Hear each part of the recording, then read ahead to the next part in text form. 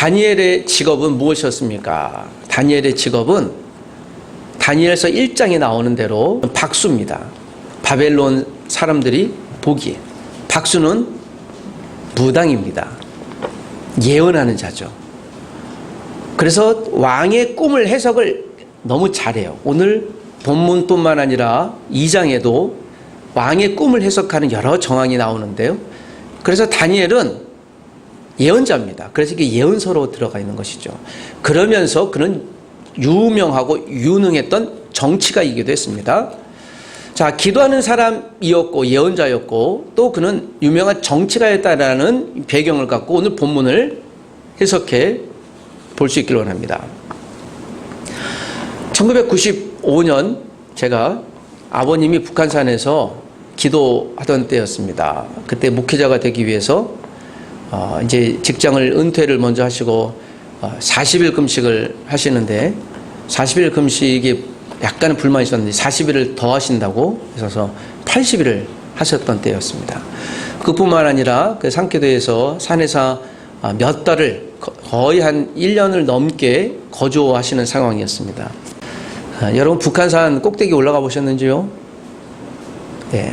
저 제일 꼭대기 바로 중간쯤에 이 정상이었는데 거기가 제가 종종 오르내리던 곳이었고요.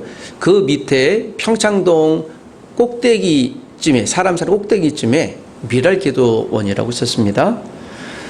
자, 그리고 그 미랄기도원에서 쭉 올라가면 그때 구국기도원이라고 있었습니다. 목회자들이 또 기도하시는 분들이 산에 올라오시면 불특정 다수지만 그들을 모아서 함께 기도원했던 한 목회자가 계셨고요. 그걸 소명을 알고 그리고 천막을 치고 예배했던 그런 곳이었습니다. 한국은 80년대부터 북한산에 아마 70년대부터 시작이 되어졌는데 거의 2000년 초반까지 그렇게 산기도를 했던 것 같아요. 그래서 이 북한산이 밤도록 8, 90년대 초까지 밤에는 얼마나 많은 목회자들이나 성도들이 오셔서 주여 주여를 외쳤는지 주여 하는 것이 거의 수백 명이 외치면 어떻게 울리겠습니까? 이제 하울링이 나죠. 메아리가 주여 여 그러면은 그래서 매일 야 저기는 맨날 누구 죽인다고 죽여 한다고 그런 불만이 많았다라는 이야기 민원도 많이 듣고요. 자, 그랬던 곳입니다. 95년도의 이야기인데요.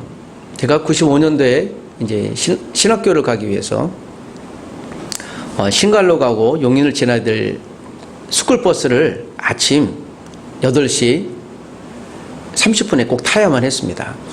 그것을 타기 위해서는 아침 일찍 한 7시쯤에 집에서 나와야 하는데요. 아버님의 이 수발을 좀 들기 위해서 이틀에 한 번씩 식량을 공급해 줘야 됐어요. 누군가. 제가 이틀에 한 번씩 식량을 갖고 오르내리기를 지금 생각해 보니 정말 몇 달을 했던 것 같아요. 여러분 아침 8시 반에 버스를 타기 위해서는 평창동 그 밑에 버스 정류장이 최소한 7시 반에는 내려와야 돼요. 타야 돼요.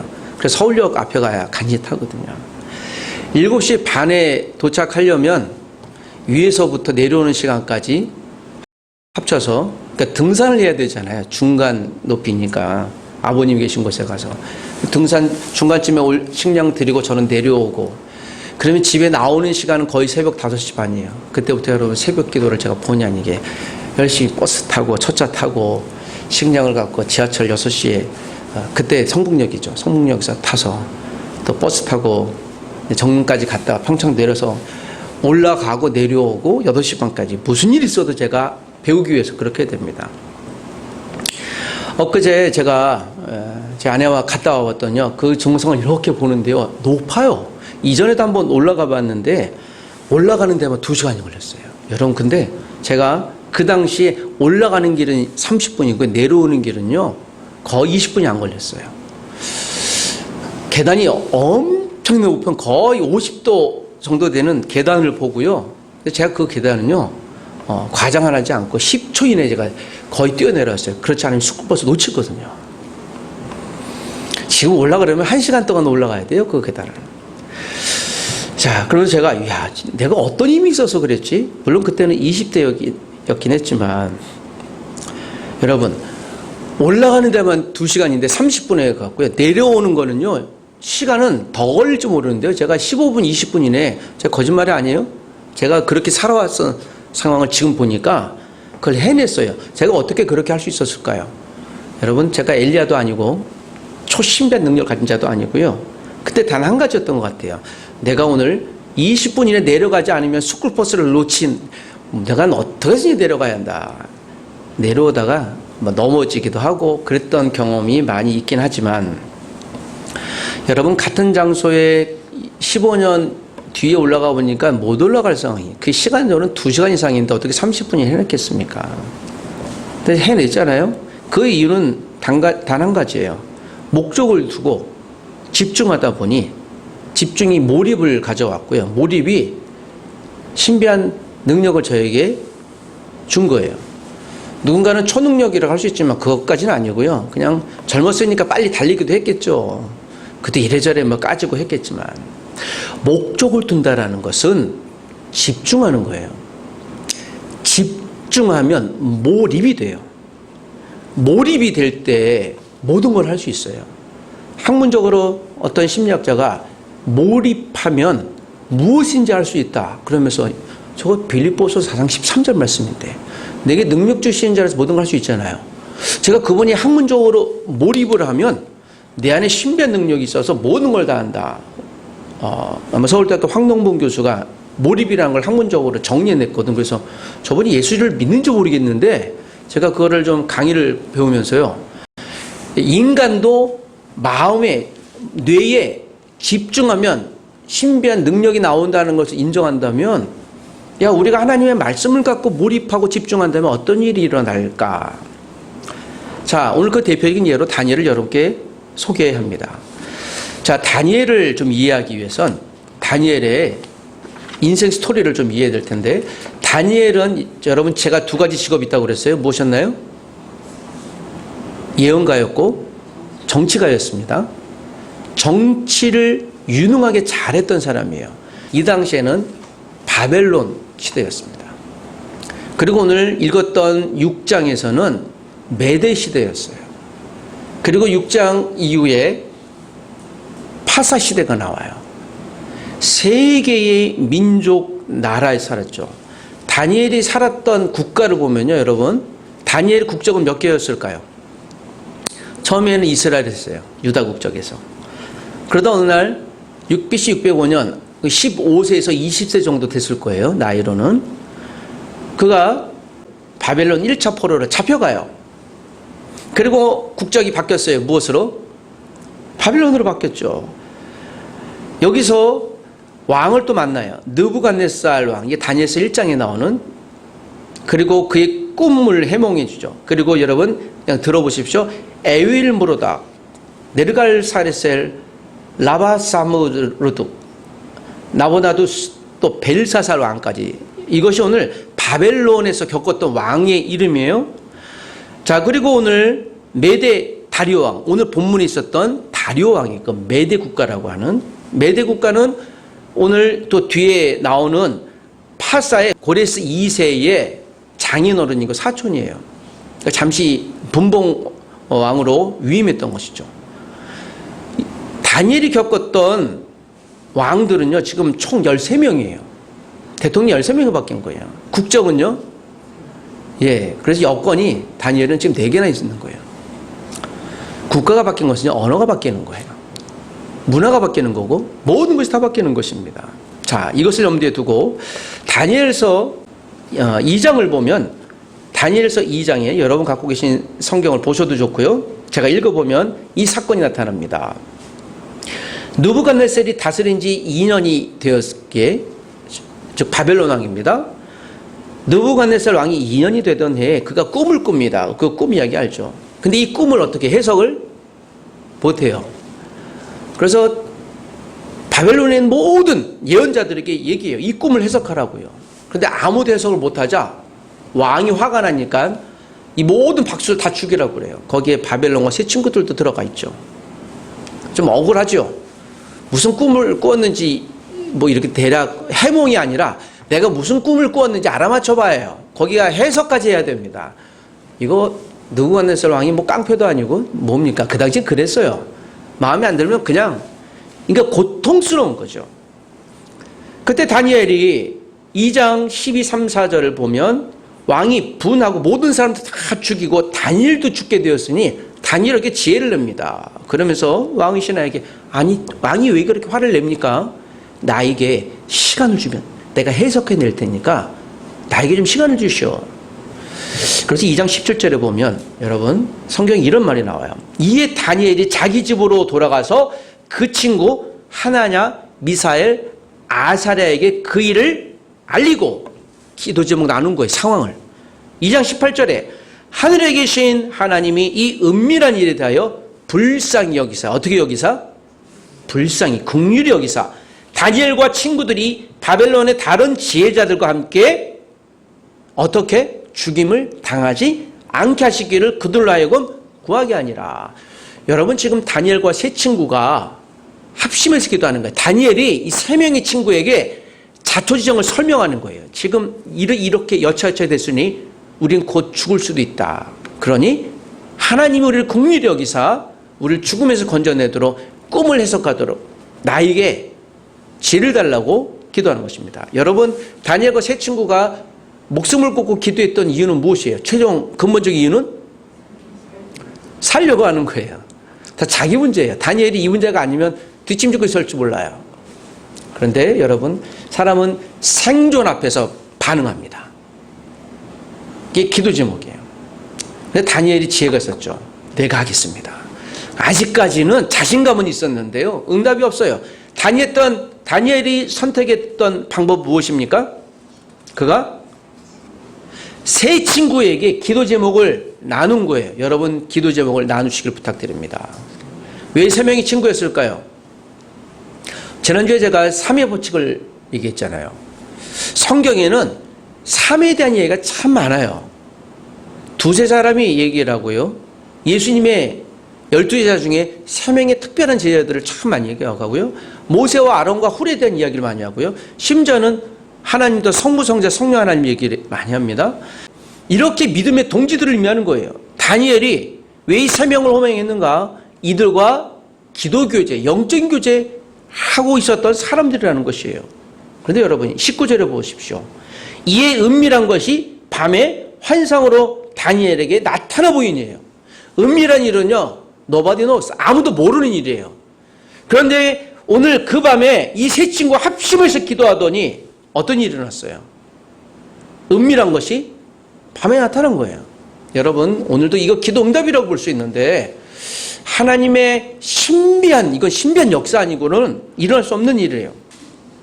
그리고 오늘 다니엘이 앞에 나가 얘기해요. 그랬더니 다니엘을 높이죠. 그리고 여러분 이 사건으로 인해 다니엘이 총리가 돼요. 정말 똑똑하다. 그래서 총리로 선발됩니다. 다니엘이 높여진다는 것에 방점 두지 마세요. 다니엘을 하나님 높인 이유가 있어요. 꿈 해몽하면 됐지 무슨 총리로 높일 이유가 무엇이 있겠어요? 왜 높였을까요? 자, 그것은 우리가 읽었던 6장 가서 해석이 됩니다. 이렇게 높여졌습니다. 여러분 기억하십시오. 다니엘이 생존을 위해서 기도했다는 사실입니다. 이것은 여러분 우리가 기도할 때 어떤 자세로 해야 될 것을 말씀해주는 모범이에요. 우린 기도할 때 시간 나서 하거나 그저 그냥 때가 되면 교회에서 모이면 그저 하는 행사가 아니에요. 기도는 목숨 걸고 하는 거예요. 이 순간 내게 이루어지지 않으면 내가 죽습니다. 그래서 여러분 불쌍히 여겨주십시오라고 기도하는 거예요. 이것이 우리의 기도 제목이에요. 우리가 할 게 없어요. 자격이 안 돼요. 그래서 단 하나에 하나님 우리를 긍휼히 여겨주십시오라고 간구하는 것이에요. 이때 여러분 다니엘의 나이가 몇 살이라고요? 이때 청소년기입니다. 그리고 여러분 쭉 시간을 흘러서 여러분 그 몇 명의 왕들을 다니엘이 이렇게 거칩니다. 그리고 다니엘 6장이 됐습니다. 다니엘 6장에서는요. 다니엘의 나이가 88세쯤 됐을 때예요. 잘 보십시오. 다니엘이 지금 2장에 있던 사건이 6장까지 어떻게 연동되는가라는 것이에요. 다니엘서 2장인 바벨론 왕 벨사살의 꿈을 해석해 주고 다니엘서 또 5장에는 다니엘이 벨사살 왕궁 벽에 글을 해석해. 메네메네 데길 우바르신, 이걸 이상을 보고 해석을 해줘요. 자, 그리고 난 다음에 바로 그날 해석을 하고 난 그날 밤에 파사의 고레스가 왕이 돼요. 왕이 되고 나서 고레스가 직접 치리하지 않고 그 분봉왕 다리오에게 맡겨줘요. 이것이 이제 메대 왕인데, 그래서 메대나 파사나 메대 파사라고 얘기를 해요. 같은 국가예요, 하나에. 고레스가 왕이긴 하지만 분봉왕에게 맡기는 거예요. 그래서 정치적으로는, 그리고 오늘 이 분봉왕이 갖고 있었던 기도의 제목을 또 풀어내는 것이죠. 여러분, 다니엘의 나이를 이 시간 또 기억해 주십시오. 몇 살이라고요? 네. 자, 그리고 오늘 본문에 있는 이야기를 다시 한번 보시면 6장 1절에 다리오가 자기 뜻대로 고관 몇 명을 120명을 전국에 세워. 그러니까 이 바벨론이라는 도시가 얼마나 컸는지 알죠? 120명의 작은 왕이에요. 세운 거예요. 어마어마하게 컸죠. 역사적으로 굉장히 컸어요. 또 그들 중에 그 120명 중에 2절에 그러니까 총리 몇 명? 셋을 뒀어요. 그 중에 다니엘이 들어갔어요. 다니엘이 계속해서 총리를 한 건 아니에요. 계속 경쟁하다가 실각하기도 하고 입각하기도 하고 계속 그래요. 요즘에도 이전에 정권이 있었던 사람들이 또 입각하기도 하잖아요. 마치 그것처럼 정치는요, 치열하고 어쩌면 비열할 정도의 싸움이에요. 그래서 사람들이 이렇게 자기 자리를 차지하려고 애를 씁니다. 그리고 이 바벨론과 파사는요, 여러 다민족이 있었던 국가예요. 그 당시에는 점령했잖아요. 점령하면 다 죽이는 게 아니라 속국으로 만들어야 돼요. 특별히 이 파사의 고레스는요, 벨사살 왕이 정권을 차지할 때 무혈 입성했어요. 그래서 파사가 바벨론을 쟁취할 때는요, 무혈 입성했어요. 그 내부 쿠데타가 일어났었거든요. 참 지혜로운 자였죠. 그리고 오늘 본문에 있는 이 내용이 이어지고 6장에 무혈 입성해서, 그래서 큰 강대국을 운영하려면 사람들의 마음을 얻어야 돼서 그 사람들을 처벌하지 않고 그들을 귀화시키거나 권력을 주면서 유지하겠죠. 그 중에 다니엘은 여전히 3명 중에 한 사람이었어요. 여기서 볼 수 있는 것은 여러분, 이 당시에 120명의 유능했던 사람들 중에 3사람 뽑혔다는 것은 다니엘이 무엇이 있었다는 증거입니까? 정치력이 있었다는 것이죠. 여러분, 이 당시에 이 정치를 갖고 살기 위해서는 어떻게 했겠어요? 그런데 오늘 그 정치력을 유지하기가 그렇게 쉽지 않았다는 것을 오늘 본문을 통해 드러냅니다. 자, 3명이에요. 그런데 여러분 3절에 다니엘은 마음이 어떻게 해요? 민첩했다. 이건 믿음이 민첩했다라는 거 똑같아요. 다니엘서 1장에 지금 15세나 청소년 때도 그가 영리하고 민첩했는데요. 지금 88세, 90세쯤 됐던 노인 다니엘도 어떻게 여전히 민첩한 거예요. 여러분 90세까지 총명하고 민첩하길 부탁드립니다. 저도 그렇게 기도 제목을 다시 바꿨어요. 제가 눈이 안 보여갖고 지금 노안이 와갖고 잘 까먹고 그러는데, 하나님, 다니엘 90세까지인데 저 90세까지 명철하고 창조적 능력을 더해 주십시오. 근데 여러분, 그에게 이런 지혜를 주신 이유는 무엇일까요? 다시 질문인 거예요. 왜 그런 위치를 오르게 하셨을까? 사건이 일어납니다. 여러분, 다니엘은 유다의 아주 작은 나라에서 온 국적 출신인 거예요. 거기서 여러 사람들과 싸워 나가려면요, 쉽지 않았을 거예요. 그래서 4절 보면 드디어 문제가 발생하죠. 총리들은 누구예요? 나머지 2사람. 그리고 고관들이 120 국가를, 이 분봉을 다스렸던 사람들 다 포함했겠죠. 국사에 대하여 다니엘을 고발할 근거를 찾더니 다니엘이 지금 집중 대상이 됐어요. 타겟이 된 거예요. 왜요? 맞아요. 잘 나가니까요. 시기가 생긴 거예요. 화가 난 거예요. 총리 2명이 2대1로 지금 다니엘을 대적했다라는 것은 다니엘이 왕의 최고의 총애를 받았음이 틀림없어요. 어떻게든 그 다니엘을 없애지 않으면 우리가 자리를 보관하지 못할 것 같아요. 그래서 여러분, 그들이 짜낸 아이디어는 5절에 다니엘은 그 하나님의 율법에서 근거를 찾지 못하면 그를 고발해서 없으리라 하고, 이건 다 파악했어요. 뭡니까? 다니엘이 3번 기도하고 있다는 걸 알았어요. 율법에 따라서. 유대인들이 3번 기도했거든요.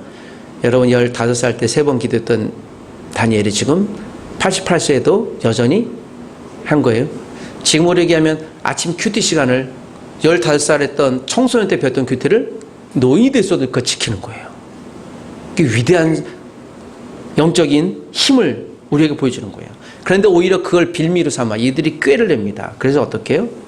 7절에 보면 30일 동안 왕이 신상을 만들어 절을 하게끔 하고요. 절하지 아니하면 다 사자굴에 던져놓기로 합시다.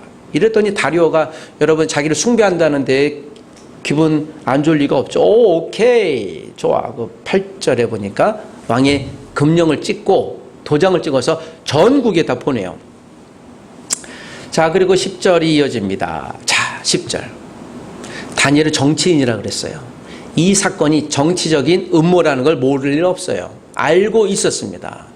그리고 다니엘은 사자굴, 왕의 도장이 찍히면 왕 이외에 변개할 수 없다는 걸 알고요. 왕도 변개 못해요. 권위 때문에. 아, 이게 마지막일 수 있겠다라고 분명 생각했을 것이에요. 10절. 다니엘이 이 조서에 왕의 도장이 찍힌 것을 알고도 자기 집으로 들어가서 윗방에 올라가 어떻게 했습니까? 자, 여러분께 드린 강의 한도 잘 여기서 한번 보십시오. 다니엘의 기도 습관이에요. 저는 이것을 오늘 여러분께 얘기하고 싶었던 거예요. 우리가 도구 합심 기도자라면, 내가 기도의 능력자로 살고 싶다면, 청소년 때 배웠던 기도가 내 나머지 인생을 좌우할 수 있다면 지금 이것을 놓치지 말아야 돼요.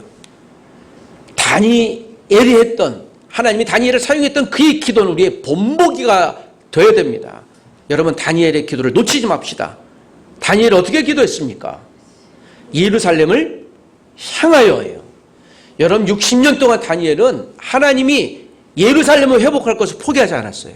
예루살렘을 향하여, 자기의 믿음의 본토를 향하여 어떻게 해요? 창문을 열어놓고 하루에 몇 번? 3번씩. 전에 하던 대로 하루에 3번이에요. 그러니까 어제 하던 대로예요. 10년, 20년 전 또 60년 전 하던 대로 하루 3번씩 무릎을 꿇고 예를 갖춘 거예요. 예전에 해오던 그대로 하나님 앞에 감사였더라. 어떤 감사였겠습니까? 여러분, 다니엘이 하나님 앞에 감사기도했다는 거 무엇이에요? 그 감사는 모든 일에, 일상에서 나에게 이 상황으로 인도하신 하나님께 감사했다라는 거예요. 지금 다니엘이 곧 죽을 판이거든요. 이 음모를 모를 수 없어요. 그런데도 다니엘 했던 기도의 제목은 하나님이 이 음모에서 나를 구원해 주십시오라는 기도를 뛰어넘는 감사기도예요. 여러분, 먼저 감사는요, 모든 기도의 우선이어야 돼요. 여러분, 우리 감사하십시다. 우리 한번 하나님께 감사합시다. 이렇게 얘기해 봅시다. 하나님 감사합니다. 예, 하나님 감사합니다. 이 기도 이후에 오늘 다니엘의 기도가 어떤 역사를 가져왔는지를 우리가 이미 알지만, 여러분, 다니엘 했던 이 6가지의 스텝, 이것을 여러분이 잘 기억해 주시기 부탁드립니다. 예루살렘을 향하여, 믿음의 본토를 향하여, 지금 우리 이 시대를 비교한다면 우리가 함께 모이는 교회를 향하여, 함께 모이는 예배당을 향하여, 예배당이 신이 아니라 함께 내가 오늘 예배하기를 원하는 바로 그곳을 향해 예배자예요. 창문을 열어놓고 내가 믿음을 공개적으로 얘기하는 거예요. 하루에 3번씩 정기적으로 기도하는 그 습관대로 무릎을 꿇고, 여러분, 우리가 도구합심 기도 노트를 사용하잖아요. 그게 습관이에요. 사람들이 그걸 평가할 거예요. 저 사람 뭐 하는 거지? 야, 기도한다고 이러죠? 야, 뭐 이렇게 티내면서 그렇게 예배를 해? 아, 괜찮아. 뭐 그렇게 굳이 않아도. 야, 꼭 손 들고 크게 기도해야 돼. 하나님은 다 들으셔. 아니요. 우리가 그런 유혹에 넘어가지 말아야 돼요. 11절 이후에 보면 그 무리들이 모여서 다니엘이 자기 하나님 앞에 기도하고 간구하는 것을 발견하고요. 발견했다는 건 뭐예요? CCTV를 갖고 있었던 것이죠. 여러분, 이 본문을 다시 유독히 우리가 바라봐야 돼요. 그리고 왕께 바로 아래요. 12절에 보면 다리오와 함께 이야기하면서 다니엘이 지금 법령을 어겼습니다라고 얘기를 해요. 그러니 이제 어떻게 해야 됩니까? 사자굴에 넣어야 돼요. 사자굴에 쳐넣습니다. 14절에 보면 왕이 이 사실을 알고 다니엘을 구원하려고 마음을 애쓰고 건져내려고 그래요. 이게 다리오 왕에게 가장 많이 신뢰받았던 사람이에요. 알 수 있는 거죠. 그는 어떻게 하겠습니까? 죽었겠죠. 여기서 다니엘 죽었으면 다니엘서 여기서 끝났죠. 15절에. 네, 여러분 16절에 보면 이에 왕이 명령하여 다니엘을 끌어다가 사자굴에 넣었어요. 다니엘에게 이르되 내가 항상 섬기는 너의 하나님이 너를 구원하시리라. 하나님이 너를 구원하기를 간구한다라는 거예요. 여러분 이방 왕이 그 하나님을 간구하고 있습니다. 자, 그리고 19절에 이튿날 다음날 됐습니다. 왕이 새벽에 일어나 급히 새벽에 일어났다는 거, 밤새도록 잠을 못 잤다는 거예요. 어젯밤에 저처럼 어떤 이유로 마음이 괴롭힌 거예요. 마음이 괴로우면 밤잠이 못 자잖아요. 급히 사자굴로 가서 다니엘에게 슬피 소리질러 가로되, 이미 죽은 것을 안 거예요. 다니엘아, 내가 정말 살아있느냐? 너가 살아있으면 너희 섬긴 하나님이 너를 구원하였을 것을 이라고 장송곡을 부르는데요. 어라? 저 감옥 안에서, 지금 처형장 안에서 21절에 다니엘이 왕이여, I'm here, 저 여기 있나이다 라고 얘기를 해요. 그리고 22절에 하나님이 이미 그의 천사를 보내 나를 보호하셨습니다 라고 얘기를 해요. 여러분 신비한 일이죠. 잘 보십시오. 다리오가 다니엘이 믿는 하나님께, 하나님이 너를 보호해 주기를 원한다고. 이 대목은 중요한 거예요. 제가 오늘 무렵에 이야기할 이 내용이 중요한 거예요. 왕은 다니엘을 무엇을 인정하고 있었어요? 믿음, 그리고 그를 통해 그 하나님의 살아계심을 인정하고 있었어요. 그리고 다니엘이 죽으면 안 돼요. 왜냐하면 자기에게 이익의 대상이에요. 굉장히 좋은 이익. 더군다나 다니엘은 신실해요. 하나님 앞에 신실했기 때문에 다른 총리들과는 달리 다리오 왕에게 이익을 주는 존재예요. 그것도 순수하게 빼먹지 않는 거예요. 야, 저 사람 내가 결코 픽업해야지. 그런데 그가 죽을 판인데요. 그래서 다니엘을 품었던 곳이에요. 그런데 여러분, 이 왕이 기뻐요. 그리고 이제 다니엘이 고자질하죠. 다시 얘기하죠. 24절에 왕이여, 다니엘을 참수하던 사람, 자기를 참수하던 자들에게 대하여 그들이 나에게 이런 음모를 끼쳤습니다 라고 얘기를 해요. 참소자는요, 사탄의 이름이에요. 사탄이라는, 세이튼이라는 이름이 파리의 왕, 거짓말하는 자, 사기꾼, 마커라고 해서 쫑알쫑알대는 자, 참수하는 자를 얘기해요. 이게 사탄의 역사인 거예요. 결국 다니엘의 입장에서는요, 이건 정치 게임이 아니라 무슨 게임이에요? 예, 다니엘은요, 정치인 게임이었으면 아마 다니엘 정치적으로 저항했겠죠. 힘없는 자가 아니라 왕을 설득하든지, 왕, 아닙니다. 이 사람들이 장교를 해서 하지 않고요. 다니엘은 예언자라고 그랬어요. 기도하는 사람이라고 했어요. 이 대목이 어떻게 풀어져야 될지를 다니엘은 인지하고 있었던 것이에요. 여러분, 우리가 다니엘처럼 영적인 사람은, 믿음의 사람은 이 대응을 갖고 우리가 정치적으로 해야 될지 아니면 영적으로 해야 될지를 아는 거예요. 다니엘은 그 순서를 알고 있었어요. 이게 대목이 중요한 거예요. 이 대목이. 때로는 우리를 사람이 주눅 쥐고 오면 때로는 우리 맞서 싸워야 될 때가 있어요. 희한한 말이야. 누가 내 주머니에 뭘 갖고 가져가면 여러분 기도해야 됩니까? 주여, 이 상황을 머물게 해주십시오. 그지 않고 던져라! 라고 해야 될 것이에요. 그런데 다니엘이 그렇게 반응하지 않았어요. 그가 이 사건을 분명 해석하고 있었을 것이에요. 그리고 여러분, 역설적으로 내려요. 이 죽습니다. 자기를 참수하던 자들이요. 여러분, 참수하던 그 두 총리 어떻게 됐어요? 다 죽었어요. 이제 유일한 두 번째 권력은 누굽니까? 하나님 역전시켜준 거죠. 자, 그런데 25절에서 오늘 마지막 27절까지 보면 다리오가 이 조서를 내려요. 어떤 조서를? 전 파사에 유대인, 이 다니엘의 이름을 높여서 다니엘의 하나님을 인정해라는 거예요. 이 이야기는 다니엘과 유대인들, 하나님 믿는 유대인들을 안전하게 보호하는 통로가 되는 거예요. 그리고 마지막 6장 28절에 이 다니엘이 다리오 왕의 시대와 바사 사람 고레스 왕의 시대에 어떻게 했더라? 형통했더라. 이 고레스가 누구예요? 곧 2년 뒤에 다시 고레스가 바벨론 왕으로 등극하거든요. 이 고레스가 누굽니까? BC 538년에 스룹바벨을 통해서 다시 어떻게 귀환시키는 이스라엘을, 유대인을, 그런 왕이 된 거예요. 그때 총리가 누구였습니까? 예, 주목할 거예요.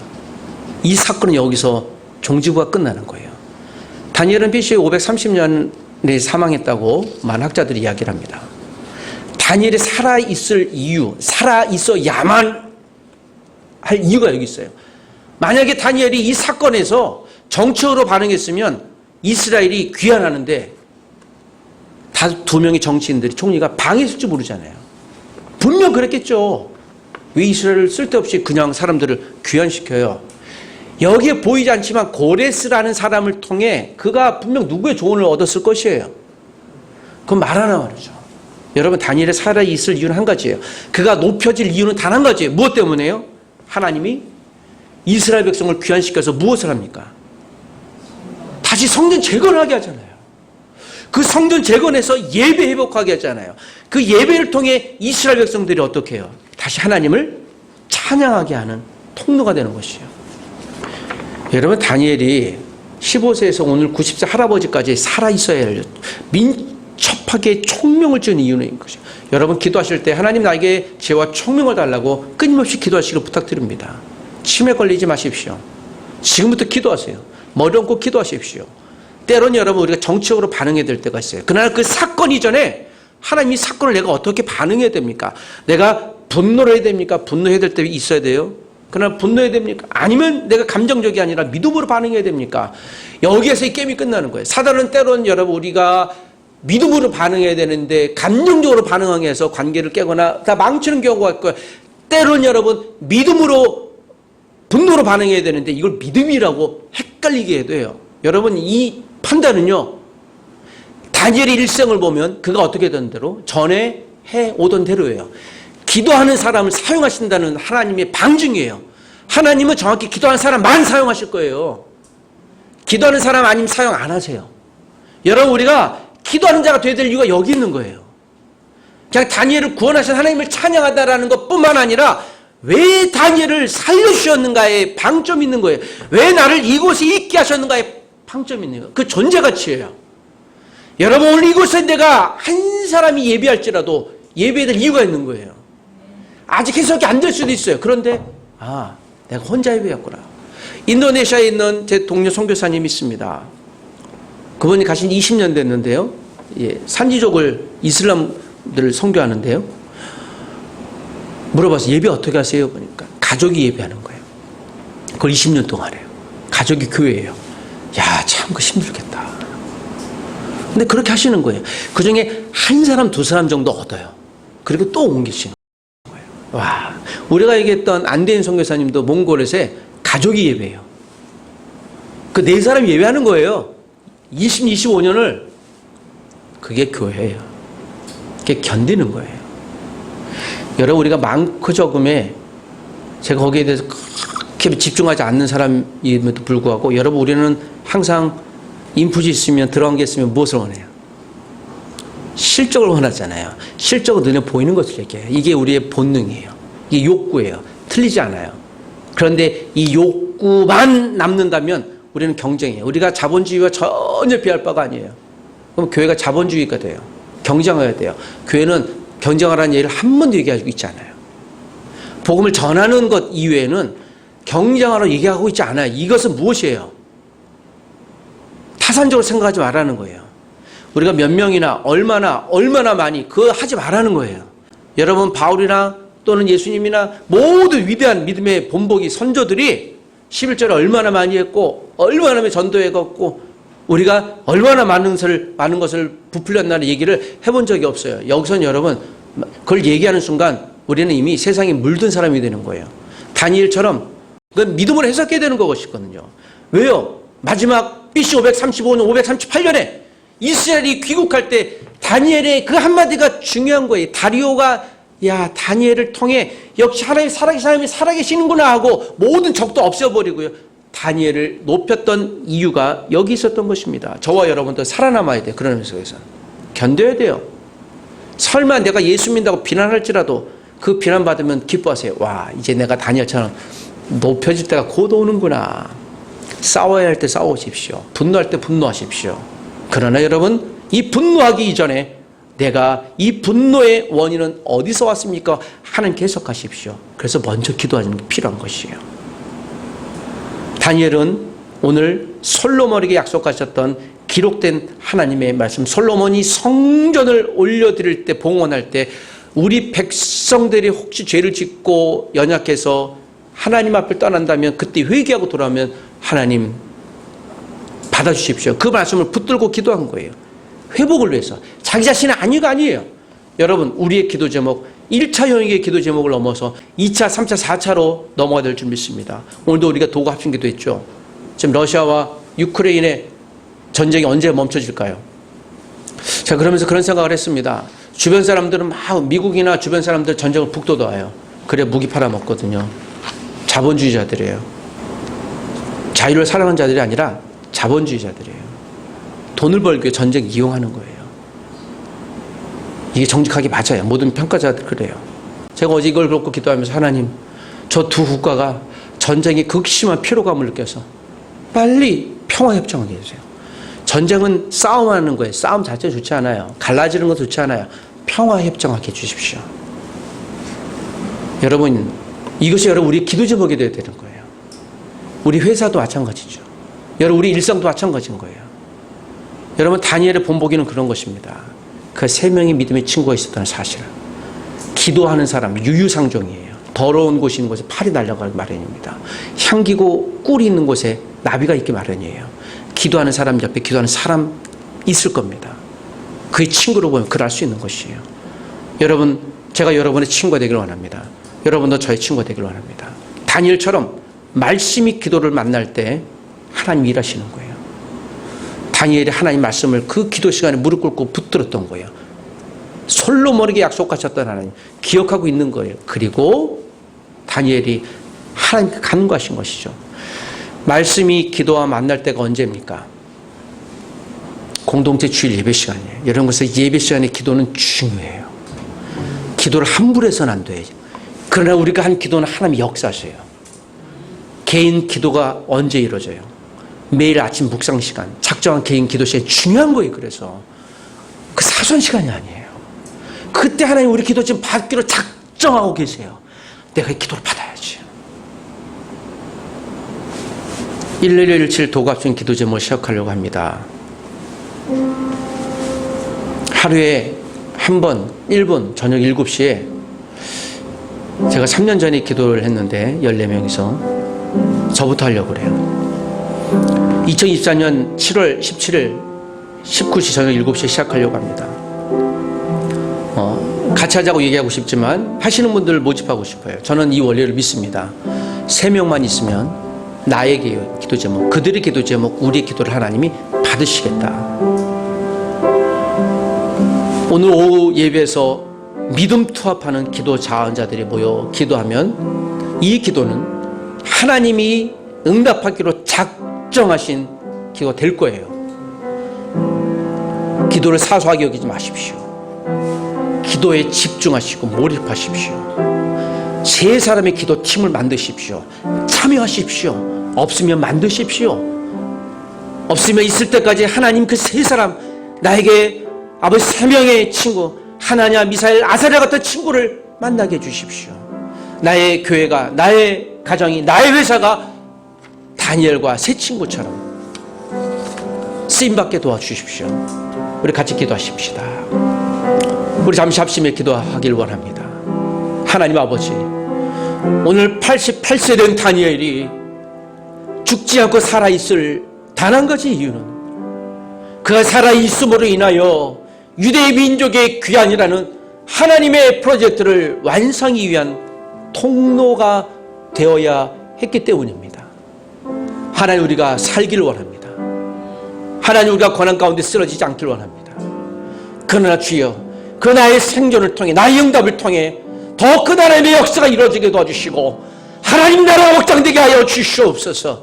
이 민족의 교회가 세상에 물들거나 이데올로기에 물들지 않게 도와주시고 하나님의 단순한 말씀만 붙들게 도와주시되 오늘 다니엘처럼 우리가 생존해야 될 이유, 때론 핍박 가운데서도 견딜 수 있는 힘을 주시되, 그러나 거룩한 분노를 하는데 주저하지 않게 도와주시되, 그러나 모든 일들이 하나님으로부터 와 해석하여 기도하는 자가 되게 도와주시고 그런 교회가 되게 도와주옵소서.